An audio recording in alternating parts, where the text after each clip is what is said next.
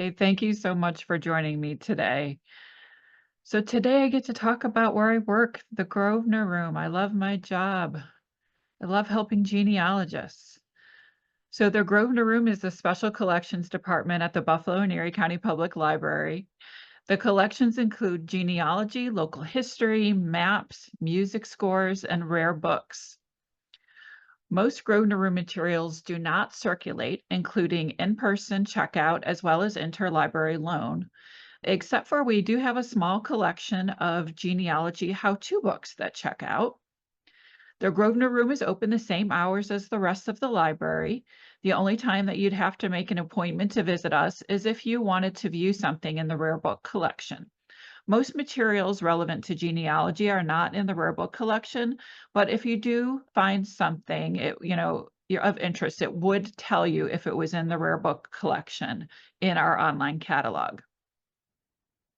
So I'm going to start by talking about our materials that you would have to be viewed in person. We do love it when genealogists visit us. The Grosvenor Room houses two partner collections: the June P. Zintz Memorial Library of the Western New York Genealogical Society and the Michael Drabek Memorial Library of the Polish Genealogical Society of New York State.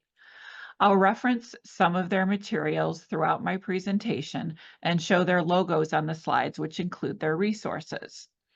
Their collections are freely accessible to all who visit the Grosvenor Room. Society membership is not necessary to use their resources. Many people take advantage of our free access to select Buffalo area vital records. The City of Buffalo birth records from 1878 to 1913 are available in the Western New York Genealogical Society's collection.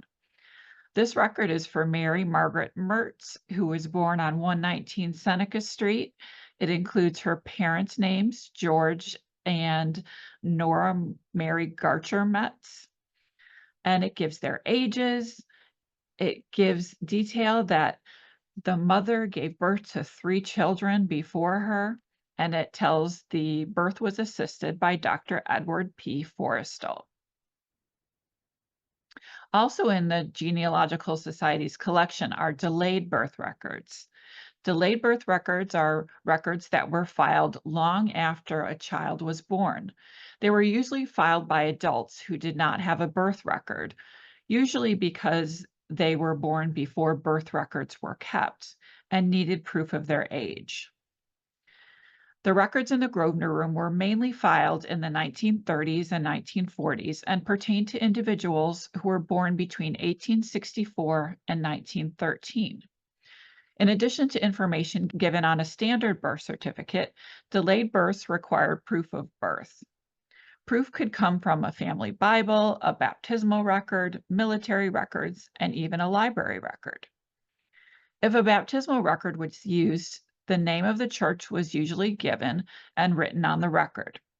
In this example, a baptismal record from St. Anne's Church was used. That's in the top portion where you see the red circle. So now we know where the family attended church. A sworn statement to the accuracy of the birth details was also given either by a doctor, a midwife, or a family member. If a family member signs the statement, their name, address, and relationship to the person filing for the delayed birth is given. In this example, Elizabeth Enders is an aunt of Elu Troidel. The Society also holds Erie County marriage records from 1877 through 1935. These records are not online anywhere. Of course, marriage records are a great source for genealogists because those getting married provide the detail on their license. This is a 1924 marriage, and it includes the couple's names and ages, their professions, where they were born, their parents' names and where their parents were born, and information about prior marriages is generally given. In this example, the groom was married once before and was a widower, and the bride's previous marriage was dissolved. The date and place of the dissolution is given. City of Buffalo Justice of Peace marriages from 1837 to 1876 are also available on microfilm. These marriage records are not as detailed, but they include the names of the bride and groom, the date of marriage, and their town of residence. Erie County Medical Examiner records from October of 1878 to June of 1902 help fill in the gaps for when death certificates weren't filed. An autopsy was not carried out on everyone who passed away. An examination would have been performed for unexpected, unattended, and suspicious deaths, for example, accidents and homicides. This slide shows President William McKinley's report. McKinley was shot in Buffalo while visiting the 1901 Pan American Exposition, which was held here. The report states that he was 58 years old, 7 months and 15 days old, married, born in Niles, Ohio, and it gives his profession. He resided in Buffalo for 8 days, lastly at 1168 Delaware Avenue, and that his cause of death was gangrene following a gunshot wound. Helping to supplement or take the place of vital records before New York State kept them are numerous microfilmed church records. The library's biggest collection is of Catholic records. We also have many Lutheran, Evangelical Lutheran, Episcopal, as well as other denominations that you see here on this slide. The churches represented are located mainly in Buffalo and Erie County, but other areas in Western New York are represented too. A must-see in the Western New York Genealogical Society's collection is their church record collection. Their collection includes 40 churches that are not available through Family Search or online elsewhere. The Society microfilms local church records for free. Buffalo's ethnic-centered church records have what I call the good stuff, especially for 3 of Buffalo's major immigrant groups, Germans, Italians, and Poles. This is an example from Buffalo's St. Peter's United Evangelical Church. The German language church marriage includes the dates and foreign towns of Buffalo of the couple marrying. The library carries many Buffalo area newspapers. Most are for the city of Buffalo, but the other areas marked on the map are represented also. For example, other Erie County locations, such as Hamburg, Kenmore, and Springville, and towns in other counties, such as Fredonia in Chautauqua County. Aside from mainstream newspapers, several ethnic groups are represented in our collection. The Catholic Union and Times is especially helpful for Irish Americans.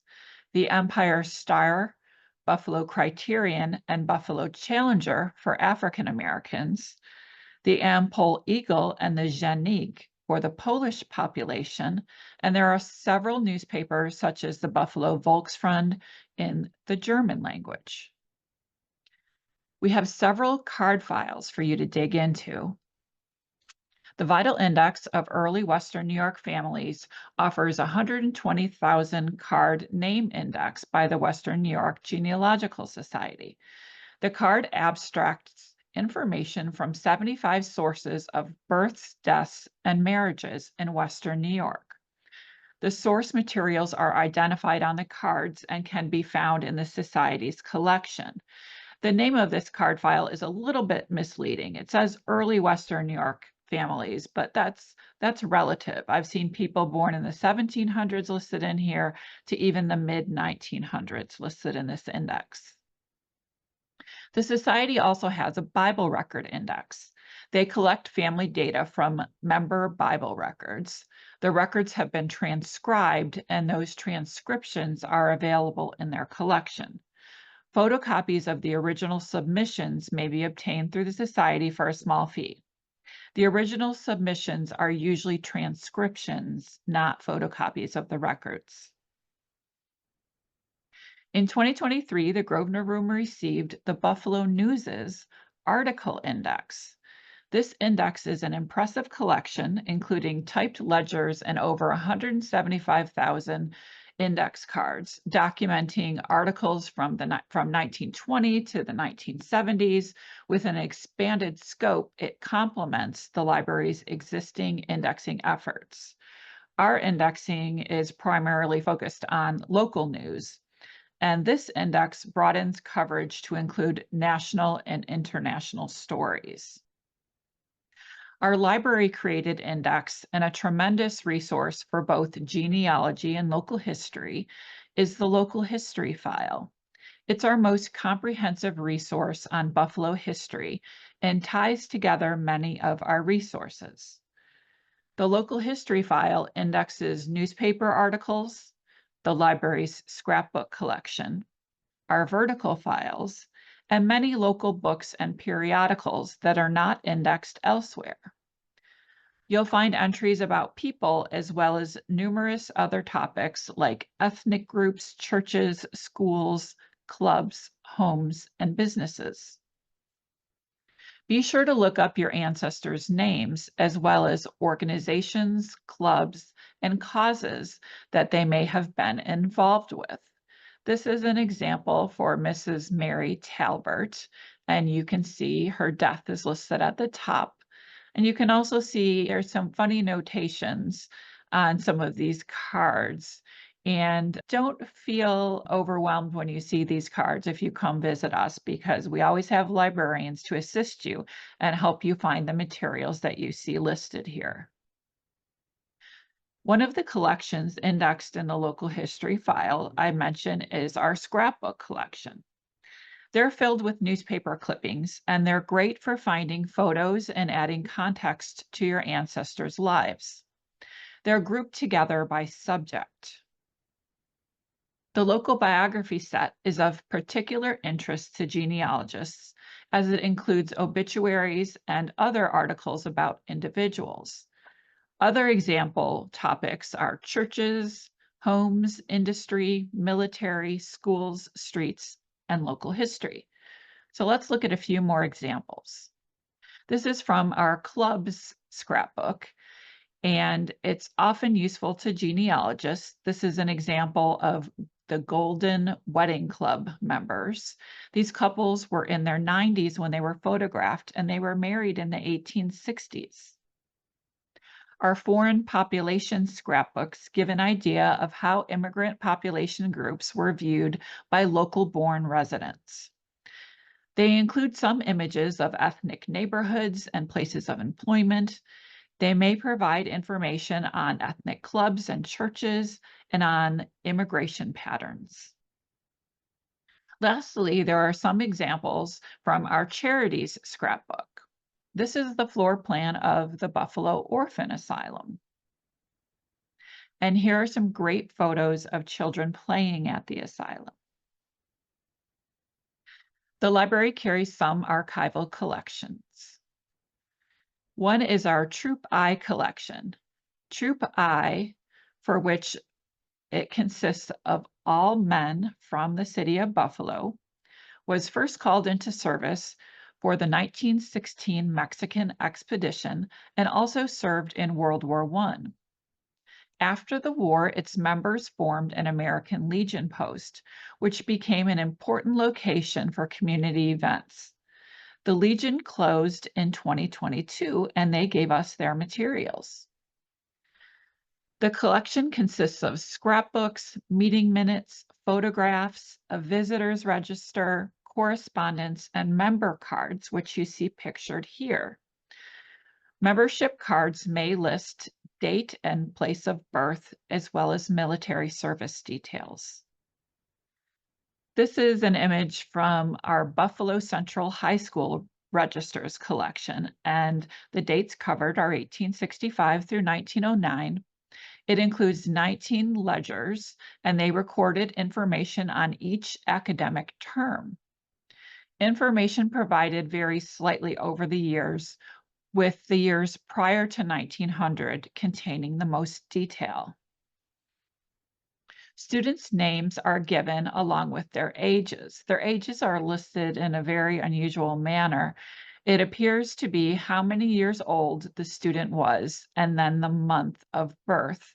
So on the first line, Ella Dalzell is 16 years old and her birth month is April.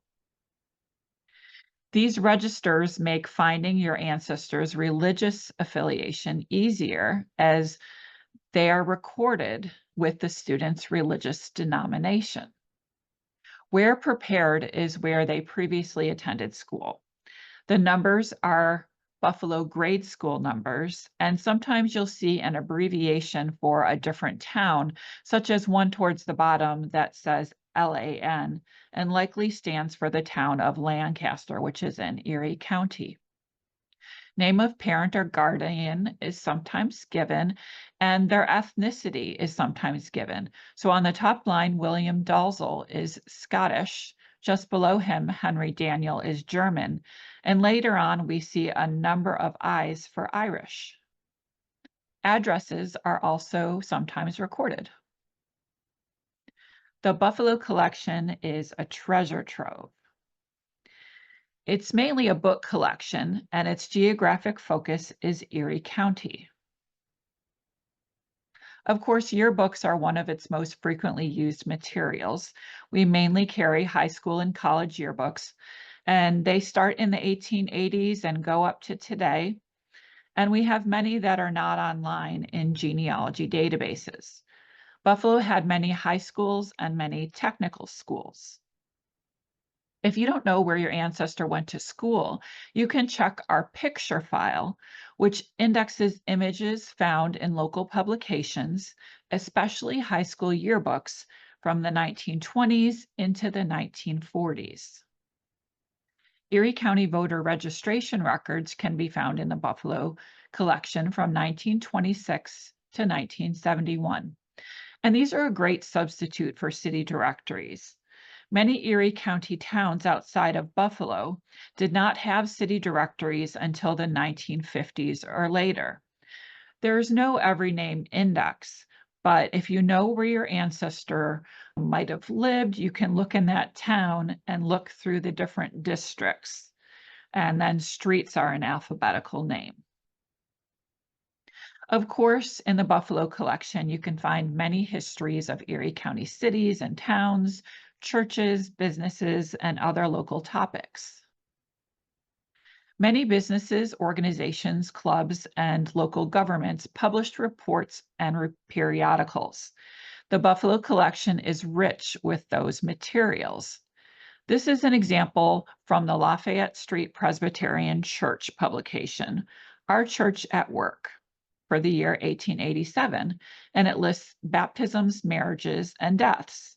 These events did not necessarily happen at the church, and some of these even happened out of state. These snippets were found in the 1882 annual report of the church home, which was a home for orphans and the aged. You can see listings of deaths and placements of children. For example, Daniel McNair was placed with Mr. and Mrs. Howard Wright of Wyoming, Kansas. The Bell Ringer was the employee news magazine of the Bell Aircraft Corporation in Buffalo. Here we see articles on employee hobbies on the left and listings of marriages, engagements, and births on the right. Government proceedings can be a surprising source of genealogical information. We have Erie County Supervisor's proceedings from 1830 to 1988, and the types of information that I've seen in historical volumes include individuals placed in institutions, which is what is shown on the screen. I've seen lists of coroner inquisitions, burials of Civil War veterans, criminal indictments, listing of deaths and individuals that were in the county poorhouse and the county penitentiary, payments made to county vendors, and more. Essentially, if your ancestor somehow was involved with any kind of money transaction, or if an organization was supported with county funds, you may see some really great information in these. The Grosvenor Room also carries materials related to other locations, and those materials are located in our collection called the Grosvenor Genealogy Collection. We especially have things for other New York counties and cities, New England, and Mid-Atlantic states. We have a collection of over 30,000 printed family histories, local histories, military histories, as well as transcribed records, how-to books, and periodicals. So next, let's talk about the resources that you can use from home. You'll find many of our guides to our collections on our website. Topics range from adoption to businesses to ethnic genealogy to church records and much more. One of our most popular guides is under the family history category. It's called Early Genealogy Sources for Buffalo and Erie County. So many people came through Buffalo because of the Erie Canal, and we get many researchers from all over the US and beyond trying to find early Buffalo settlers. So this guide lists sources earlier than 1880. We put many of them, especially the books, in order by date. And we've also detailed early church records and early newspapers, so it's a really great finding aid and a really great example of what you'll find in our guides. They're really great for planning your trip. We also have some projects on our guide webpage. For example, if you select yearbooks, you'll find a map of Buffalo high schools for 1917 and 1941. We pick these dates because many people are looking for photos of World War I and World War II soldiers. If you click on the Google map, you'll be able to filter schools by the year 1917 or 1941, as well as by gender or whether it's a co-ed institution. We also have indexes to some of our records here, especially under the vital records category. For example, I showed you the bell ringer earlier from the Bell Aircraft Corporation, and here you'll find a selective index to people's names found in the publication. Those in service, births, engagements, deaths, marriages, and more will be in this document. We also have many freely available open access digitized records. Through grant funding, we've digitized Buffalo city directories from 1832 through 1913. Ancestry.com's records don't include Buffalo directories before 1861, so ours go back 30 years from what's in Ancestry. And I think a lot of the time our images are often in better condition than the ones that you'll find in Ancestries. These directories are fully keyword searchable. Years ago, we received an anonymously donated microfilmed collection of early Buffalo birth records, mainly for the years 1878, 1879, and 1881. Some do go back to about 1850. There are about 50 certificates that go before 1878. So we've digitized those. And when you visit the collection, there are two indexes to them by a child's last name and then by date. Here's the index. We did find a lot of unusual spellings in these records. So to the far right column, what we did is we researched using the addresses found in the records in city directories and censuses, as well as did some name searching in those sources and input any name variations, just so it might be easier for you to find your relatives. So if you don't find them alphabetically listed, then you could search this index in that column to the far right for other spellings that might be found. This is an example of what you'll find. They're birth returns, and they're not usually very detailed, but they do list the parents' names, the date of the child's birth, the address of birth, and the midwife or physician. Children's names, unfortunately, are not usually given. I should say children's given names are not usually given. The Buffalo African American Funeral Program collection is wonderful. It's a project by the Buffalo Genealogical Society of the African Diaspora. The print collection can be found at one of our branches, the Frank E. Merriweather Library in Buffalo. The programs are keyword searchable, and they often include photos and very detailed biographies, as well as funeral service details. The library is very honored to hold the Erie County's collection of Poorhouse Ledgers. Staff has created a 630-page name index to all 15 ledgers that are found in this collection. The ledgers consist of many intake registers dating as far back as 1829, hospital ledgers, autopsy registers, as well as deaths. There are some gaps in the collection.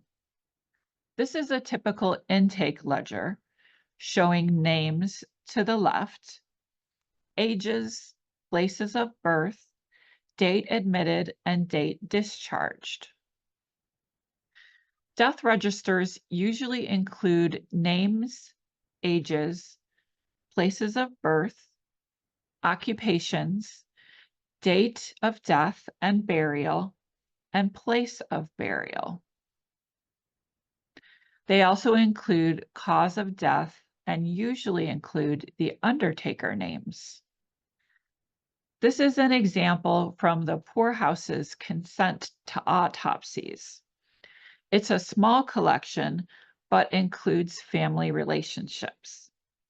Here, Mrs. Chancey Hart is named as the nearest relative of Henry C. Williams. Her relationship is given as his sister, and we see her signature. We also have digitized some county atlases. This is an 1880 atlas published by F.W. Beers. These atlases include property owner names and are an excellent substitute for city directories for Erie County towns, which I mentioned earlier did not usually have their own directories until the 1950s or earlier. You may also see images of towns and biographical sketches of residents. The 1880 Atlas Digitized is a reprint by the Western New York Genealogical Society, and the reprint includes an every name index not included with the original publication. The library is very proud of our Buffalo's Neighborhood digital exhibit. This year, it won the National Genealogical Society's SLAM Idea Showcase. This project aims to increase understanding of the region's diverse neighborhoods and their contributions, giving context to the current influx of diverse ethnicities.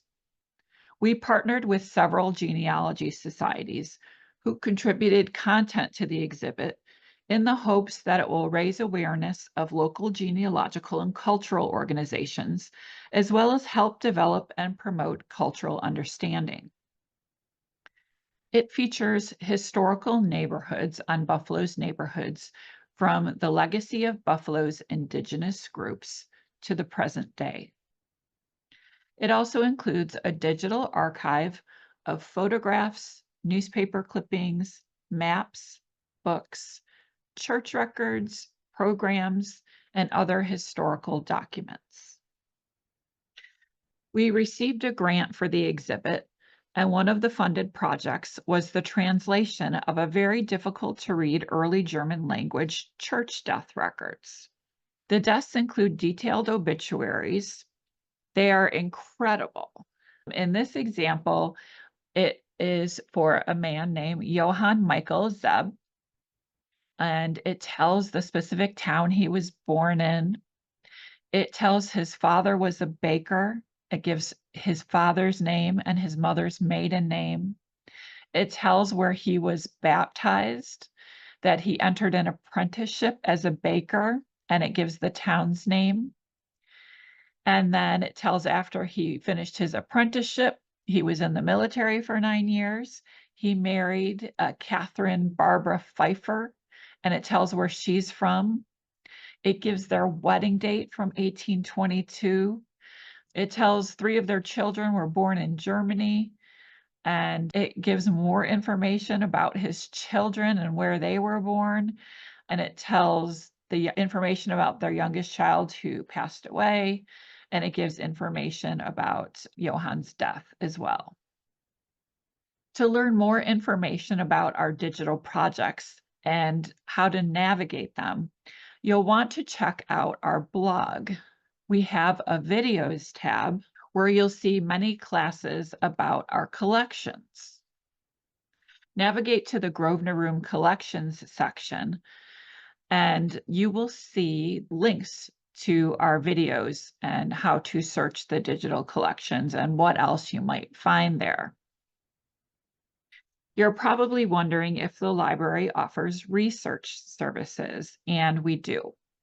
You can contact us via our website for free services such as obituary lookups, newspaper article lookups, marriage, birth record lookups. There are some certain requirements for certain lookups, such as for an obituary lookup, you will need to know an exact date of death. And if you need anything else from our collection, even if it isn't listed here, please do email us and let us know what you need, and we may be able to assist you. There are so many resources in the Grosvenor Room. Please do reach out to me if you have any questions about our collections or are in need of Buffalo area research advice. You can see my email here on the screen. You could call the library and ask for the Grosvenor Room, and I'll be happy to assist you, as well as all of the different things I've talked about and links to where to find information about those resources online. Thank you so much. Thank you so much for that presentation. It was really Sure. good to see all the awesome stuff that y'all have. Yeah. Yeah. The first question was actually about delayed births. This person was wondering if you had said that the delayed births were online or only in person. Added Sure. layer to that, they said that their great-grandfather, who was born in Buffalo in 1881, has a birth certificate with no name, probably just infant Blake, you know. And they were wondering if he might have filed for a delayed birth to get one with a name on it later on. I'm not sure if that would be included with delayed births. Sometimes we actually see those mixed in with the regular births. Like you'll see one certificate and then you'll see the next one, which is more complete. I would say contact the city of Buffalo for that. I can't say that I've seen it used for that purpose, but it's possible. And they're not online, they're only on microfilm. There's not an index to them, but they're kind of roughly in order by name. And the next question, are there records for people living in Marilla and Porterville included in your collections? So we certainly will have things like local histories, and I would definitely look at our church record list and our cemetery record lists. We do have a lot of, just general Erie County things. Our Erie County marriage records do include the towns and not just the city of Buffalo. So if you have someone that was married between 1877 and 1935, we likely have those records, and we do lookups in those. And obituaries, we have, newspapers from other locations, not just Buffalo. If you had any plans to digitize the church records or any of those vital records that are on microfilm. We don't have plans at this time. There's a little talk of some of the church records, but I'm not sure if that's going to happen or not. But please do keep checking our website and check our blog, because we'll post new data sets online. We are planning, if you're interested in those Buffalo Central High School ledgers, those have actually been digitized, and we're just working on getting them ready to put them online. So that is an upcoming project that you will see. The next question, do you know if any of the WFYGS collection has resources for either marriages or deaths in Niagara County in the 1820s? The Western New York Genealogical Society, Yeah. I would start maybe with that card file. If you have some names, we could look in the Western New York Genealogical Society's Early Settlers Index, and that's a place I would start. There are some church records for a Niagara County in the Western New York Genealogical Society collection, so you could look at our church guides as well. But we don't have just, straight Niagara County like marriage records. There are some more recent Niagara County marriage records online as part of ancestry.com. This one is definitely going to end up being send me an email or send Rhonda an Okay. email, but Okay. I'm going to read it anyway. Okay. My great-grandfather, my brick wall, was born in England or Wales in 1826. He died in Ohio in 1896, and they have documentation of his life in Ohio from around 1860, but nothing before. But in his probate records, it said that he owned property in Buffalo, and she has an address. Could you help? You can send me information. Yeah. And send me what documents you have and details about the family, and I'll see what I can do for you. Great. I like digging into things for people when I have the time. Do you think some immigrants just passed through this area and didn't stay? Are there any records of this or sources? So a lot of people did just pass through. Of course, Buffalo was at the terminus of the Erie Canal. So many people came through Buffalo, and they may have just been here briefly, or they may have just come through. Unfortunately, there are no local records of, the local Buffalo port, like for those early years. There was a very brief time where there were Erie Canal passenger lists. It was really, they were kept, it was in the late 1820s. I think it's 27 to 29.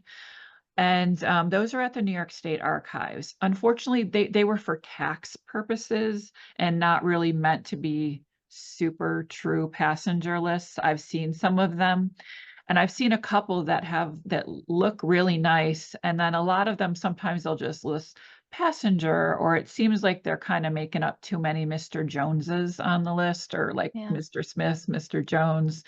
There's not a lot of detail to them, but you could contact the New York State Archives about those. They have the records. Cool. So I know for people traveling down the Mississippi River, I've seen these insurance applications, kind of like temporary life insurance while you're going downriver or upriver. They're kind of interesting. So that was never a thing for. I'm not familiar with anything like that. I know that there are some boat registers that go pretty early. So like canal boats will be registered. So if your person you think they might have owned their own canal boat, something, or larger boats, steamships or whatever. There are those, and we do have those on microfilm. And if you've got later people like 1902 into the 1950s, there's Canadian border crossing records that came into Buffalo on Ancestry. Any Oswego County information? I'm sure that we have histories, both town and county histories. There may be a church record, but I'm not positive. We don't have a lot. It's more what we consider the 8 counties of Western New York, the 8 most western counties of New York, which is Chautauqua, Cattaraugus, Erie, Niagara, Orleans, Wyoming, Genesee. I'm forgetting one. Allegheny, I think I didn't say. So that's more of our main focus. Really, Buffalo and Erie County is our main focus, but we get more from the Western New York Genealogical Society in that regard. Right. So thank you again, Rhonda. Thank you for having me. Thank you all for joining me. Come visit us in the Grosvenor Room. Email us with questions. Librarians, we're nice. Yes. I promise. We like helping people. We like helping people. We're not mean. Great. Well, enjoy the rest of your day and have a good day, everybody. Bye, everybody.